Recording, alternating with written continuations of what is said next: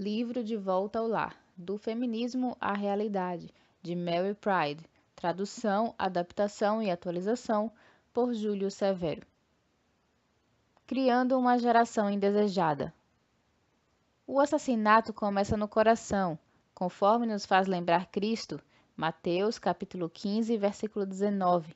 O aborto deliberado é, antes de mais nada, uma atitude do coração. Eu em primeiro lugar, minha carreira profissional primeiro, minha reputação em primeiro lugar, meu conforto primeiro, meus planos financeiros em primeiro lugar. E essas mesmas escolhas são a essência exata do controle da natalidade, que é aceito em muitas igrejas de hoje. As mulheres, até mesmo as evangélicas, abortam seus bebês por dois motivos: egoísmo e miopia espiritual com relação ao valor dos filhos. O segundo motivo é a causa mais importante, pois nenhuma quantidade de egoísmo faria uma mulher se privar de algo que ela acredita ser uma bênção. Mas como é que elas acreditarão no valor dos filhos se as igrejas não lhe pregarem essa mensagem? As igrejas cristãs em todas as épocas sempre pregaram que a palavra de Deus valoriza os filhos e a família grande como bênção.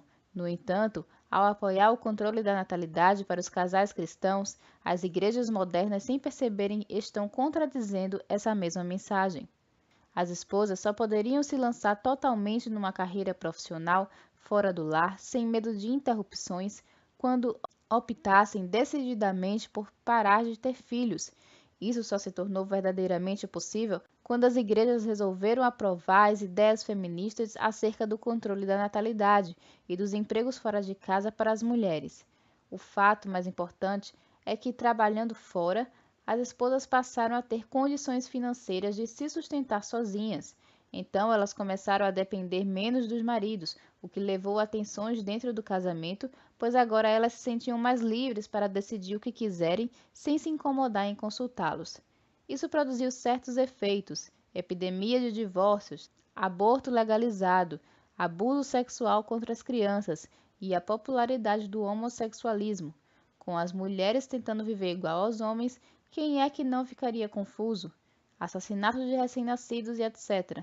Tudo porque os filhos não mais são considerados bênçãos. Isso não é afirmar que as igrejas americanas são totalmente responsáveis pela legalização do aborto e pelos males sociais que inevitavelmente seguem seu rastro. No entanto, muitos líderes evangélicos liberais estavam ligados a organizações que ajudaram a legalizar o aborto nos Estados Unidos, mas as igrejas não conseguiram confrontar esses grupos, justamente porque não puderam se manter firmes na posição de que os filhos são bênção absoluta. Assim, sem quererem, as igrejas colaboraram com a esmagadora atitude anticriança que acabou levando ao aborto legal. E enquanto essa mentalidade anticriança estiver enraizada na sociedade e nas igrejas evangélicas, será muito difícil acabar com os 1,5 milhão de abortos legais que ocorrem nos Estados Unidos anualmente. Por isso, os cristãos têm a responsabilidade de parar de falar e agir como se filhos fossem obstáculos para as suas ambições profissionais, para o sexo recreativo e etc. Enquanto os cristãos mantiverem os mesmos estilos de vida de busca de prazer que o mundo, com isso mostrando que o que realmente importa para nós é o nosso próprio bem-estar material, nossa suposta preocupação em defender os bebês contra o aborto legal parecerá irracional ou hipócrita. Só poderemos fazer um manifesto genuinamente profético e convincente com relação à questão do aborto quando vivermos vidas fiéis aos princípios da Bíblia acerca dos filhos. Aí então, o mundo ao nosso redor dará atenção à nossa mensagem. Os cristãos usam dois métodos para planejar suas famílias. Primeiro, espaçamento e segundo, limitação do tamanho da família. Esses métodos têm uma coisa em comum: põem um limite na quantidade de bênçãos que o casal está disposto a aceitar.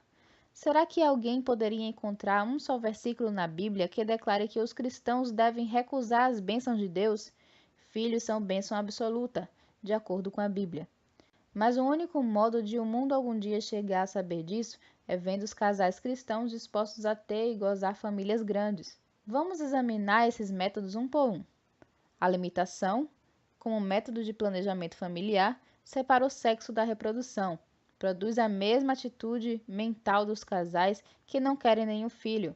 já que uma vez que se tenha alcançado o número desejado, há a mesma busca de esterilização e a mesma indisposição de conceber.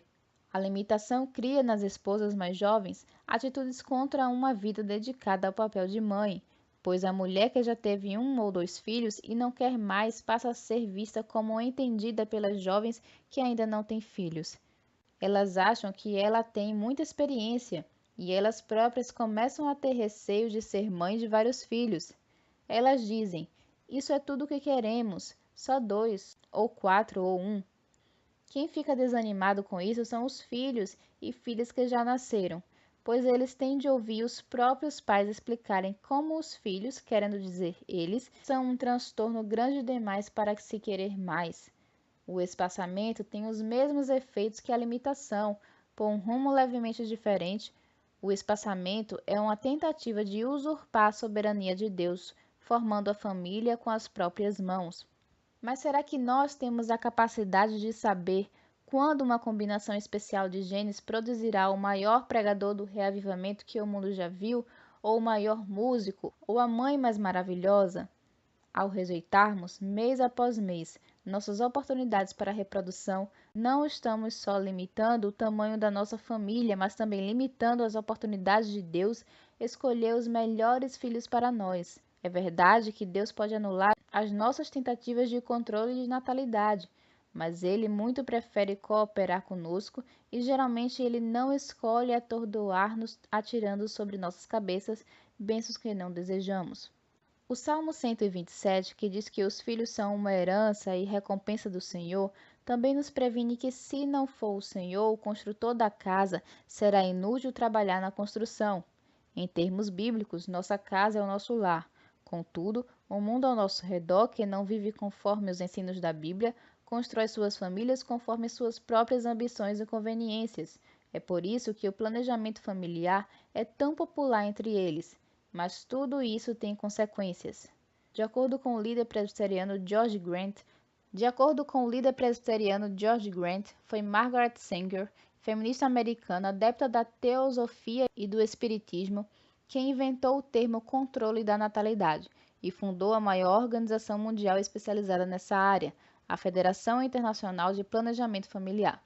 Ela não só esteve por trás da invenção da pílula anticoncepcional, mas também por trás das primeiras campanhas para convencer os governos a fornecer o planejamento familiar através de seus serviços de saúde. Ela cria que a aceitação do planejamento familiar acabaria levando à realização de um de seus maiores sonhos para a total liberação das mulheres, a legalização do aborto.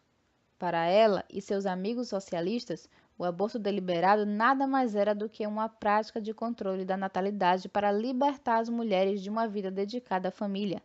Coincidência ou não, o aborto é legal e amplamente praticado hoje justamente nos países avançados que mais usam os métodos de planejamento familiar e onde as mulheres são mais liberadas.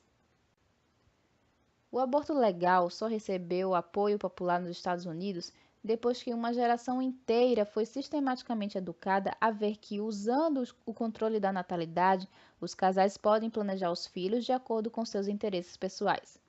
Logo que os casais americanos foram educados a ver os filhos como criaturas que eles próprios fazem, criaturas que eles podem planejar em suas vidas conforme decidam ou não, perdeu-se todo o respeito pela vida humana. É por isso que nos Estados Unidos o aborto é protegido por lei durante os 9 meses da gravidez, até mesmo no próprio momento do parto.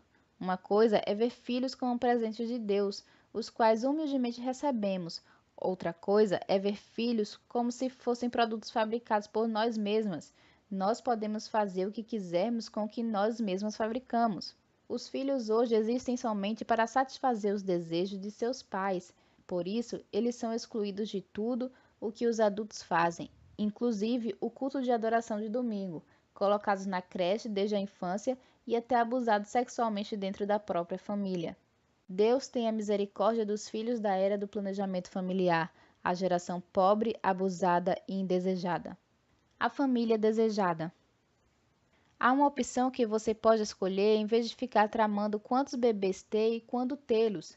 Pode ser resumida em 2 palavrinhas: confiança e obediência.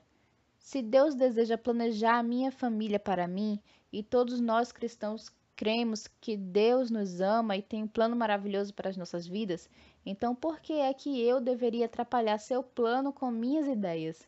Só Deus conhece o futuro, só Ele sabe quanto dinheiro teremos no próximo ano, ou quando chegaremos à menopausa, ou quando seu reino terá extrema necessidade dos talentos específicos do meu filho ou filha que ainda conceberei. Por que não deixar que ele dirija? Naturalmente, os casais ficam imaginando o que acontecerá se eles lançarem suas pílulas anticoncepcionais descarga abaixo no vaso sanitário. Vamos por trás dos bastidores ver um casal que fez isso, Bill e eu. Quando descobri que a Bíblia ensina que ter vários filhos é bênção, não maldição, eu tinha uma excelente carreira profissional e algumas noções vagas sobre fertilidade. Estava certa de que se parasse de usar a pílula, eu ficaria grávida imediatamente. Eu estava errada. Por 3 longos anos, absolutamente nada aconteceu. Nada. Isso não é raro. Os especialistas em fertilidade têm muitos clientes que triunfantemente decidiram conceber e então descobriram que não podiam. Tentamos isso, aquilo e tudo mais. Nada funcionou. Finalmente cogitamos de realmente reconhecer que Deus estava no controle da situação e começamos a orar pedindo um bebê.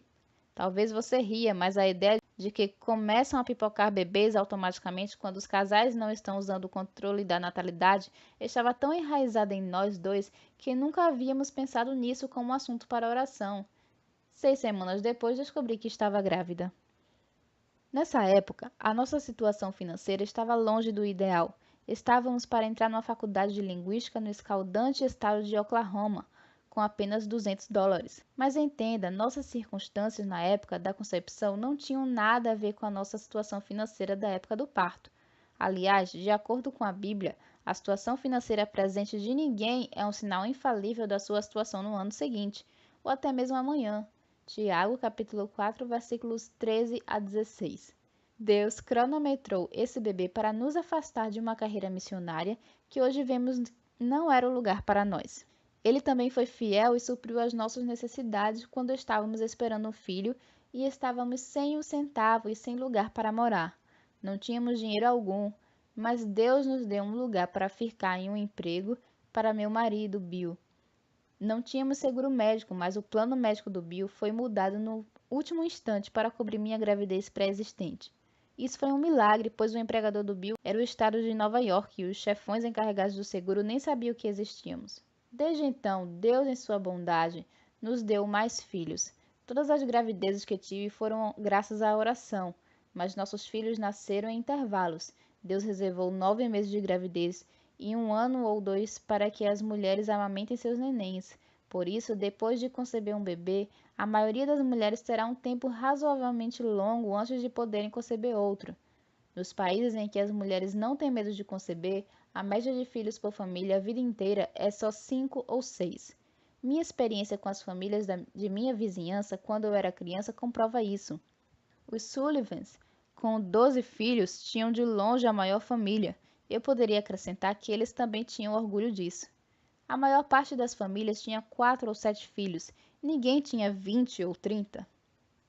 Se você permitir que Deus planeje a sua família, ninguém poderá dizer exatamente qual será o plano dele, exceto que a bênção de uma família extremamente grande é rara, como raras são todas as bênçãos especiais. Normalmente, você poderia esperar ter filhos em intervalos de 2 a 3 anos. Se você e seu marido não vierem a sofrer nenhum problema grave de saúde ou acidentes sérios que comprometam o sistema reprodutivo. Em tal caso, você teria só mais alguns filhos ou talvez nenhum. Quando os filhos mais velhos ficarem crescidos, eles poderão ajudar a cuidar dos mais jovens e diminuir muito o seu trabalho de casa. Logo, os mais velhos se casarão. Por isso, você não deve ficar supondo que terá dezenas de filhos dentro de casa de uma só vez, ainda que tenha uma família grande. Enquanto as outras mulheres estiverem experimentando os efeitos desagradáveis do início da menopausa, você estará levando uma vida serena e tranquila com sua aparência de jovem, embora talvez sem uma cintura de jovem.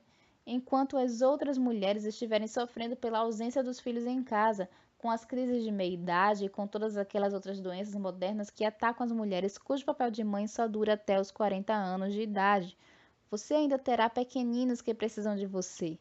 Quando suas forças começarem a diminuir, o caçula já estará crescido e você será uma verdadeira especialista em como ser uma boa mãe, qualificada para dar sua inestimável ajuda na criação de seus netos e dos filhos das mulheres mais jovens da igreja. Sei de um único caso onde um casal teve 5 filhos em 6 anos. Por vários motivos, a esposa não podia amamentar e os filhos só foram aparecendo. No entanto, nesse caso, se não tivessem tido filhos a intervalos tão curtos, eles jamais chegariam a tê-los. A esposa ficou com câncer no útero após o nascimento de seu 6º bebê, e seu útero teve de ser retirado. Quando era menina na Polônia, ela quase morreu de fome, e sua infeliz experiência de subnutrição na infância e adolescência foi provavelmente a causa porque ela perdeu o útero em idade tão jovem. É ridículo presumir que porque sou fértil hoje serei fértil amanhã. Não podemos supor que a nossa fertilidade vai durar para sempre. Creio que quando formos mais realistas e começarmos a olhar para a nossa fertilidade, vendo-a como uma bênção frágil e especial que muita gente nunca terá e que todos vão acabar perdendo um dia, nós teremos um respeito mais elevado pelos bebês. Se pudéssemos realmente fabricar filhos a qualquer hora que quiséssemos, seria uma história diferente. Mas decidir com arrogância que podemos produzir um bebê a qualquer momento que quisermos, quando a concepção está além da nossa capacidade, é afrontar a realidade. Se não desejo um bebê hoje, mas amanhã, talvez eu venha a descobrir quando chegar o amanhã que já perdi minha única chance. Evangelismo através da reprodução. Às vezes nós evangélicos não somos coerentes. Nós lutaríamos e gritaríamos alto se alguém tentasse criar leis para proibir nossas campanhas evangelísticas. Mas por que será que não estamos nos sentindo incomodados com o fato de que, graças ao planejamento familiar, o número de cristãos para a próxima geração está sendo reduzido por iniciativa dos próprios casais evangélicos? Digamos que os evangélicos sejam 20% da população.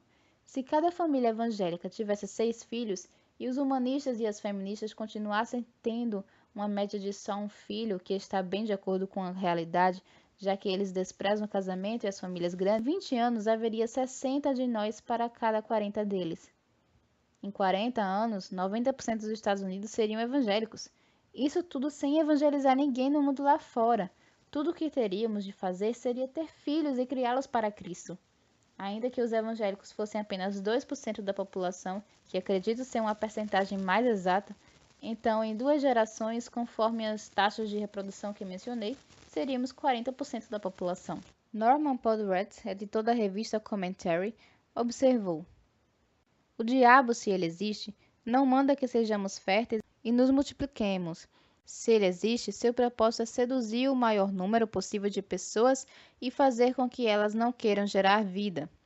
Assim como ele nos seduz ao suicídio não como um elogio à morte, mas como o sonho de uma fuga da morte, assim também ele nos seduz à esterilidade, não com críticas ao ato da procriação, mas com a promessa das riquezas e prazeres sexuais. Mas será que até mesmo ele, com toda a sua astúcia, alguma vez imaginou que tantos viriam a pregar a esterilidade e até mesmo a esterilizar a si mesmos? O diabo existe e ele está nos enganando. Ele quer nos fazer renunciar ao papel que Deus nos deu como as maiores evangelistas do mundo, tudo em troca de míseras carreiras profissionais fora do lar. Os inimigos da Igreja de Jesus Cristo sabem o que estão fazendo quando pregam a favor da entrada das esposas cristãs no mercado de trabalho lá fora. Eles sabem que estão tentando nos tornar esposas indispostas a ter filhos, como diz Garrett Hardin, biólogo da Universidade da Califórnia. Para podermos reduzir o tamanho da população, devemos usar a persuasão. As meninas de hoje, que serão mães no futuro, devem ser educadas a buscar carreiras profissionais fora de casa, em vez de quererem ser mães de vários filhos. Devemos também estabelecer creches comunitárias, a fim de dar às mulheres total liberdade para trabalharem fora do lar. A Federação Internacional de Planejamento Familiar, que tem o apoio da ONU, propôs as seguintes estratégias para reduzir o tamanho da população mundial e para que os casais tenham menos filhos: aumento do homossexualismo, crise econômica, estabelecimento de creches, leis que levem as mulheres a trabalhar fora, aborto compulsório para as gravidezes ilegítimas, esterilização compulsória para todos os casais que já têm 2 filhos, menos para alguns que teriam permissão especial de ter 3, limitar a maternidade a um número reduzido de mulheres, licenças oficiais para ter filhos. Não é por acaso para a própria organização que se chama Federação Internacional de Planejamento Familiar seja a maior força por trás da popularidade do aborto legal dos Estados Unidos e na Europa e a maior força por trás das campanhas para legalizar o aborto nos países em desenvolvimento, inclusive o Brasil. O planejamento familiar, conforme prova essa mesma organização especializada nessa área, acaba não só ajudando as esposas a entrar no mercado de trabalho lá fora, mas também acaba levando à legalização do aborto, homossexualismo, crise econômica e outros tipos de males. Tenho meus próprios pecados a confessar. Eu era feminista e pregava ideias desse tipo. Mas você e eu juntas podemos ganhar muita esperança com esta promessa de Deus. Se o meu povo, que se chama pelo meu nome, se humilhar e orar, buscar a minha face, se afastar dos seus maus caminhos, dos céus o ouvirei, perdoarei o seu pecado e curarei a sua terra. 2 Crônicas, capítulo 7, versículo 14. Embora tenha sido dada primeiro ao povo de Israel, essa promessa é para o povo de Deus em todas as épocas. O povo de Deus às vezes se desvia, mas Deus promete que sarará a sua terra, se não somente nós, o seu povo, nos arrependermos. Neste capítulo, vimos o problema sério do aborto na sociedade americana. Os cristãos americanos estão cometendo o erro de atacar o crime dos milhões de abortos legais nos Estados Unidos e a destruição da família sem primeiro parar para perguntar se Deus os apoia no que eles estão fazendo com suas próprias famílias. Eles agem como se não tivessem cometido mal algum e não tivessem nada a confessar. Mas se a sociedade americana, com toda a sua tradição evangélica, está se corrompendo, a culpa está no testemunho das igrejas. Se as igrejas dessem um testemunho fiel aos princípios cristãos, os próprios evangélicos não estariam tão mergulhados na epidemia de aborto, divórcio e outras tragédias na sociedade. Veja Mateus capítulo 5, versículo 13. Contudo, nosso exemplo pode fazer uma grande diferença. Por isso, precisamos ensinar às nossas filhas o papel da mulher, o valor da maternidade e a soberania de Deus sobre os nossos corpos, em vez de apoiarmos as ideias feministas que defendem o direito de as mulheres fazerem o que quiserem com o próprio corpo. Além disso, precisamos nos humilhar, confessar os nossos pecados, orar e buscar a face de Deus. Temos de nos converter de nossos caminhos maus e abraçar nosso papel como mães dispostas e alegres. O papel da mulher é muito mais do que só ter bebês, mas viver nosso papel de mulher é o que faz a imensa diferença entre a feminilidade bíblica e o feminismo, com o seu dilúvio de sangue através do aborto legal. Sim, devemos fazer protestos em frente das clínicas e hospitais que realizam aborto, fazer doações para os grupos pró-vida e escrever para os líderes políticos do Congresso Nacional. Devemos principalmente pregar contra as relações sexuais fora do casamento e pregar a favor da fidelidade conjugal. Mas eis o que devemos fazer primeiro. Muitos casais evangélicos endurecem o coração contra os filhos que Deus havia planejado lhes dar. Portanto, as mulheres cristãs e seus maridos em toda esta nação precisam se prostrar para suplicar o perdão de Deus. Eles também precisam fazer o compromisso de começar a ter e criar tantos filhos quantos ele lhes der. Assim, realmente creio que ele sarará nossa terra e enviará um reavivamento. Quando o coração dos pais se volta para os filhos, a terra não mais tem de sofrer maldições. Malaquias, capítulo 4, versículo 6. Na próxima parte, vamos aprender como criar nossos filhos e saber o motivo por que Deus deu essa tarefa aos pais, não às instituições.